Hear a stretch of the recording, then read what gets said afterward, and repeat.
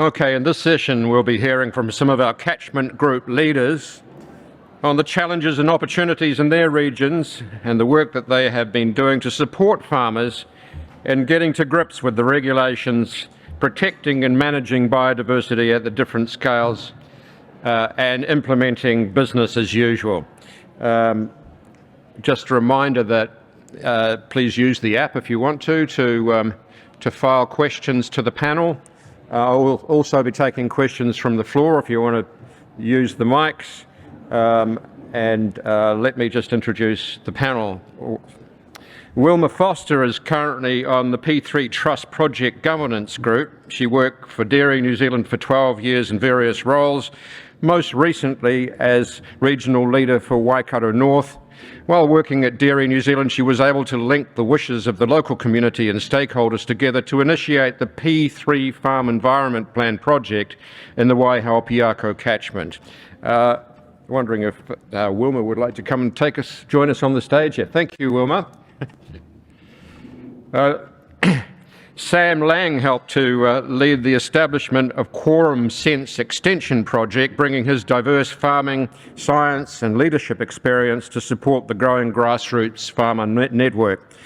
And Sam Hogg, over the last 5 years, has spearheaded Mingaroa Farm's transition from a high-input degenerative dairy system to a low-input regenerative organic system. He's also diversified the farm, incorporating organic vegetables into the regrassing rotation. So if Sam and Sam Hogg, the Sams, are they here? Come on up.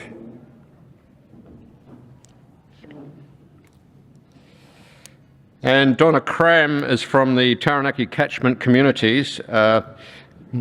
Donna is a dairy farmer and chair of the recently formed Taranaki catchment communities. Donna is a Taranaki Federated Farmers Executive and a trustee of Dairy Trust Taranaki. Yep.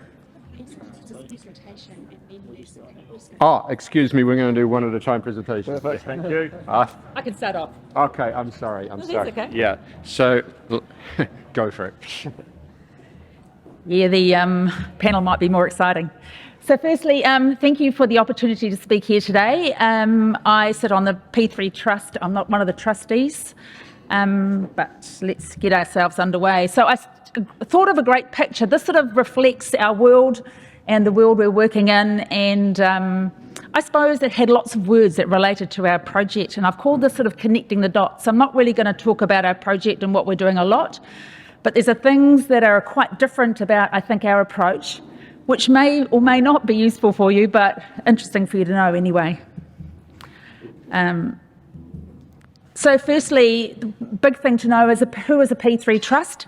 It was a local group that was established 10 years ago in the Hauraki Plains, and it was particularly a group that was concerned about how the farmers on the plains were being perceived, how they were going to grow their businesses, how they were going to keep profitable, and they wanted to exemplify great businesses and show that to other farmers in the plains. So firstly, the thing that's really different for me is it's not a catchment group. Okay, it's a group of farmers that actually saw a need in the area, and I think part of my role was actually connecting the dots between their needs and other things that were happening to actually create the project that we have now. In the essential freshwater plans that originally came out for consultation, it was identified as a priority catchment. And in the Waikato, I suppose there'd been a lot of focus on Plan Change 1, which was on the western side of the Waikato. I'm just getting my left-right mixed up here. And so a lot of focus had gone into there around farm environmental planning. And when that document came out and the Waihao-Piako catchment was identified as one of those catchments, everyone, industry, and a lot of people were starting to go, oh, we're not quite prepared for that. So we saw it as an opportunity. So our project basically helps farmers create their own farm environment and greenhouse gas plans. It is cross-sector, it is industry involved and farmer-centred, and the basic framework of what we use is there's 4 workshops that are run that farmers attend.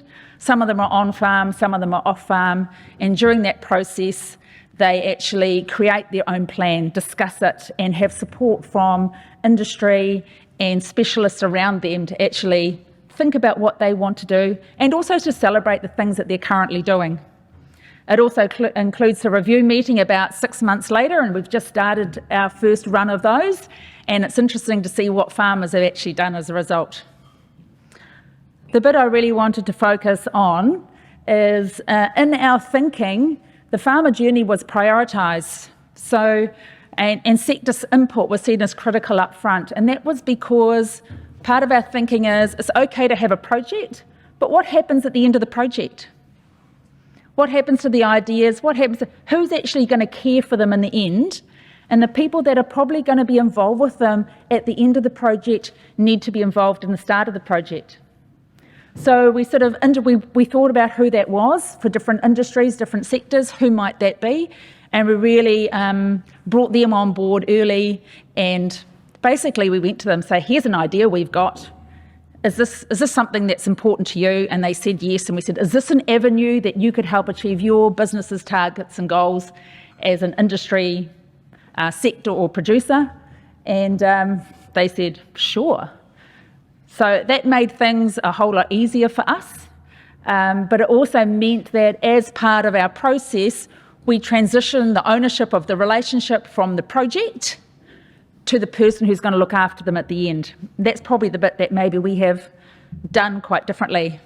So at the moment, who's involved? So we've got our dairy companies involved, Dairy Goats is also in our area is involved, Waikato Regional Council's had a great part to play in this as well, Dairy NZ, Beef and Lamb, Pioneer, and Dairy Training Limited. So Dairy Training Limited are the organisation that's actually running the workshops for us, and then all the other people come in and support. Just checking what the next one says. Yep, so why service? So we always talk about that, so that's all good. I know we've got to make up a bit of time, you see, was my thinking, so I thought I could do that. So basically the history to where this was that bit of legislation came out. So at the time I was working for Dairy NZ, and I knew that was sitting there. The catchment is in the area that I looked after, so I was really quite concerned about what was going to happen here longer term. I talked to the different milk companies, because we work for Dairy NZ obviously, and said, where are you guys at in your area? And they said, we haven't been focusing in that area, we've got some needs. I also knew that the regional council had been doing some work and sort of piloting this idea. They'd sort of drawn up a draft template that could be used and a process to take farmers through. So I was sitting there and I was thinking, and then I was talking to MPI and they had some money.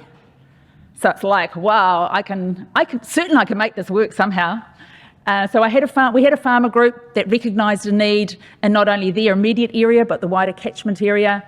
We had an opportunity to maybe apply for some funding, and we had some resource that had already been developed and was being tested. So my job, I just pulled it all together and said, let's make this work, which has been great. So our results have been recruitment so we want to achieve 240 farm environment plans. And it looks like we're going to do in the excess of that. Recruitment was easy. That's pretty good, eh? We, as a project, haven't had to recruit a single person yet, and that's because all the stakeholders are recruiting them for us. So one thing we did is we had an idea how we thought we might run it. When we talked about it with our stakeholders who are going to look after the farmers longer term, they wanted to run it slightly differently. And we've also always said, yes, we're going to run it your way.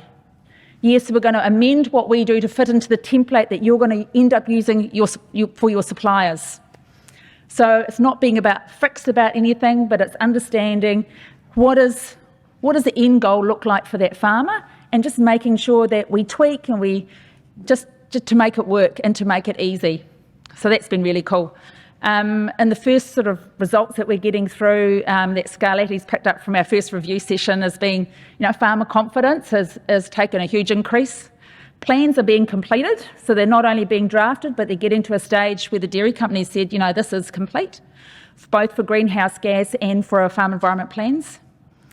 One thing that's come out in big steps is farmers know who to talk to now, so the relationships between the farmer and regional council, milk supply company, the rural professionals we might have in the room has really strengthened.